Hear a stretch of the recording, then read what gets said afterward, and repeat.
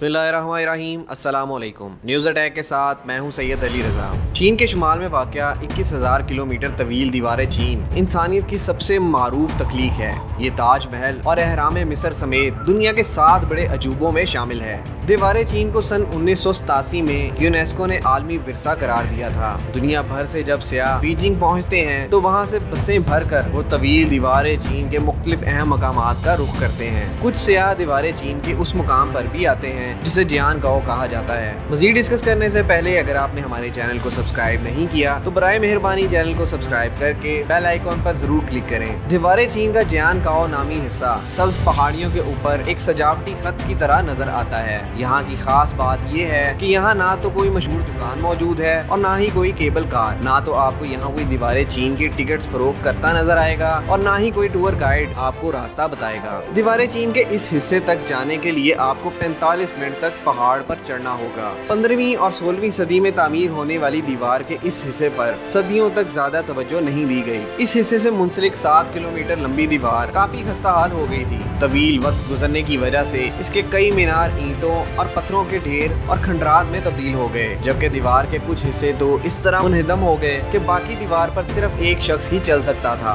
दरख्त और झाड़ियाँ इस तरह उग गई थी कि दीवार फसील की बजाय एक जंगल दिखाई देने लगी थी। अगरचे ये नज़ारा भी अच्छा लगता था, लेकिन ये कदीम दीवार बहुत खतरनाक हो चुकी थी। टेनेसेस चैरिटी फाउंडेशन ने दीवार चीन के इस हिस्से की बहाली के काम को सरअंजाम दिया है। फाउंडेशन के प्रोजेक्ट मैनेजर के मुताबिक हर साल 1 या 2 सियाह दीवार के इस हिस्से पर चलते हुए गिरकर हलाक हो जाते थे। कुछ लोग तो हाइकिंग करते हुए गिरते और मर जाते, जबकि कुछ बिजली गिरने से हलाक हो जाते थे। उन्होंने कहा कि टेक्नोलॉजी ने मुमकिन हद तक इस दीवार की रवायती हालत बहाल करने में मदद दी है। मजीद हादसात को रोकने और जियान गाओ हिस्से की दीवार को खस्ता हाल होने से बचाने के लिए इसकी बहाली का काम सन 2015 में शुरू हुआ। ये मुश्किल काम जो 750 किलोमीटर तवील दीवार के इस हिस्से पर फैला हुआ था, सन 2019 में जाकर मुकम्मल हुआ। दीवार चीन की तामीर में 2000 बरस लगे। 3री सदी कबल मसीह से लेकर 17वीं सदी ईस्वी तक इसे 16 मुख्तलिफ शाही खानदानों ने तामीर किया। इस दीवार की तामीर के सबसे लंबे और सबसे ज्यादा मशहूर हिस्से की तामीर मिंग खानदान के जमाने में हुई, जिन्होंने दीवार की तामीर सन 1368 से लेकर सन 1644 के दरमियान के अरसे में की, जिसमें जियान गाओ नामी हिस्सा भी शामिल है।